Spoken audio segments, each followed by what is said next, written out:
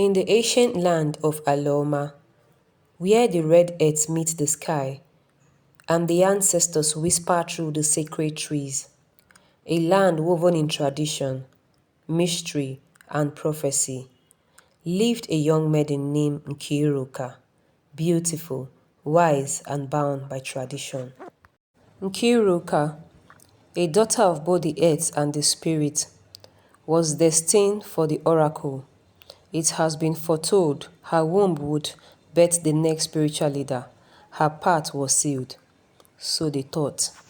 In the shadows of the village, a hunter returned, Obiora, a fearless warrior, exiled after rejecting a sacred rite. They were childhood friends, now grown into something more, something dangerous. Their love, forbidding, the oracle, unforgiving. As the village prepared for the festive of flames, where Nkiruka would be consecrated, the lovers dared to meet under the moon-drenched Uju tree. Their hearts spoke a love language older than tradition, and some love stories, they say, were never meant to be heard. But secrets could not remain buried where the spirits walk. Dibia Ikemefuna, Nkiruka's father, the high priest of the oracle, sees the prophecy as sacred, will sacrifice anything, even his daughter's happiness, for tradition. Once a year, the village gathered together to honor Allah, the earth, and Amadioha, the flame, when fire dance and the faith listen. Ndunoko, Ndunoko, life and light, the villagers chant. Beneath the Udu tree, where the first lovers made oaths, they met in secret, hearts louder than footsteps, eyes heavy with longing. Nkiruka whispered and said, "We were just children." And Obiora replied and said, "Yet I never forgot your voice." As they profess love to each other, but the tree remembers all things, even those meant to be forgotten. Adaeze, Nkiruka's cousin, watched them as she secretly in love with Obiora. She could no longer control her emotions. She became jealous and said, "If she won't walk on the path, I will." Still at the festive of flames, Adaeze approaches Nkiruka with a smile that doesn't reach her eyes as she holds a calabash of palm wine. She said, "You should be dancing, cousin, not hiding in the shadows." Nneka replied and said, "I am not in the mood for marks." Adaeze pressing, "Oh, or is it the hunter you are waiting for?" Not all who wear beads are sisters. Adaeze, crushed by envy, would soon play her part in unraveling. Some daggers are hidden in words, and some betrayers in blood. In Aloma, fire is not just light, it is judgment, and tonight it watches all things. Nkiruka walks slowly through the crowd in the ceremonial white, her eyes searching, not for the gods but for Obiora. Nkiruka's father sits before a flame. A carved oracle mask glows. Ash falls into a bowl of water clouding it. The oracle stared, the prophecy trembled, and the Dibia, bound by duty, saw a vision of blood. The oracle whispers, "The womb of the chosen strays. The fire must be cleansed." Dibia Ikemefuna prays as smoke rises from the altar. Spirits of air, fire, water, guide the bloodline, guide the prophecy. But even the devout cannot see what the heart chooses to hide. Obiora waits alone beneath the Udu tree. As he had survived the curse of the forest, but the softness of Nkiruka's voice, that was the thing that could undo him. She won't come.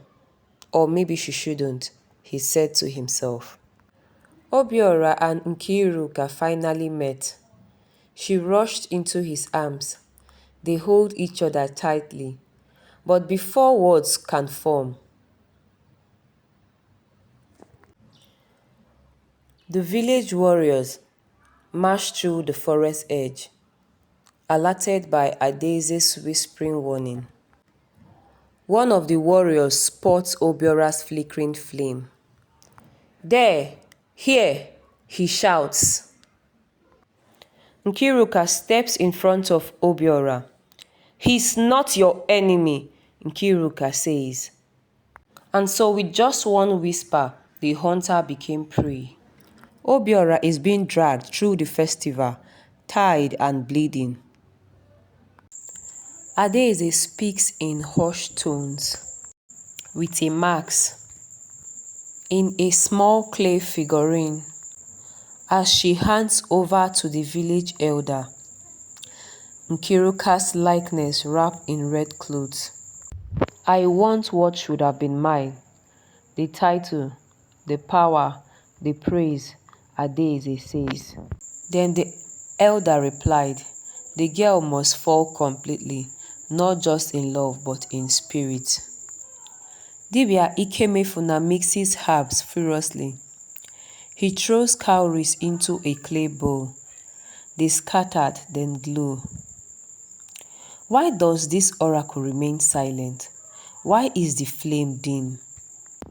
Even the wise fear what they do not understand, and prophecy, once broken, often rewrites itself. Nkiruka lies in a trance. She is surrounded by mist. Out of the fog steps a radiant figure, a female ancestor, in coral regalia and white chalk skin. You are not the first to love beyond the law, but you must be the last to forget the cost, says the ancestral spirit. Will you destroy us? Nkiruka asks. Only if you let others decide what your love is worth, says the spirit. From ash, truth rises, and from silence, the gods often speaks.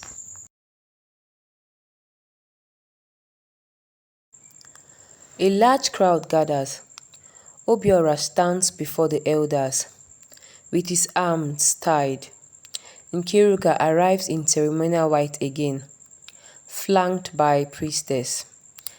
This hunter defied exile. He has stained our ways. An elder says, his sentence is a trial of fire. Dibia Ikemefuna says reluctant. Let the flame judge. The villagers were chanting low. Let the flame judge. The villagers chanting low. Both Nkiruka and Adeze are pulled into a glowing spirit plane. Between flame and shadow, a glowing voice, the true oracle, speaks. One has blood, one has love, one has envy, one has truth. Only one shall rise. Oracle spirit booming. Adeze says to the oracle, I gave everything. Why her? And the oracle replied, because she gave herself.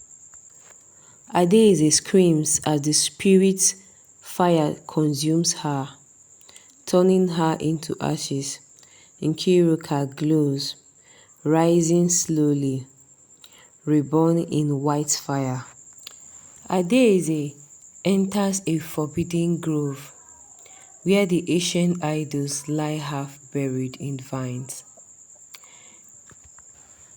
A gnarled woman, a dark priestess, steps forward.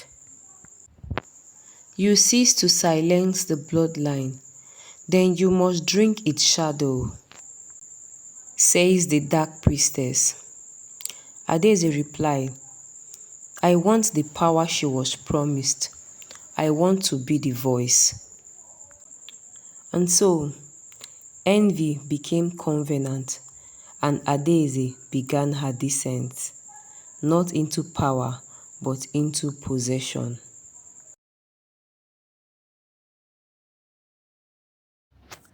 Flames still tower unnaturally, forming a phoenix. Villagers bow in fear. Obiora stands in the center untouched. The fire parts around him. When the gods choose a man, even the flame becomes his garment. And on that night, the hunter did not burn.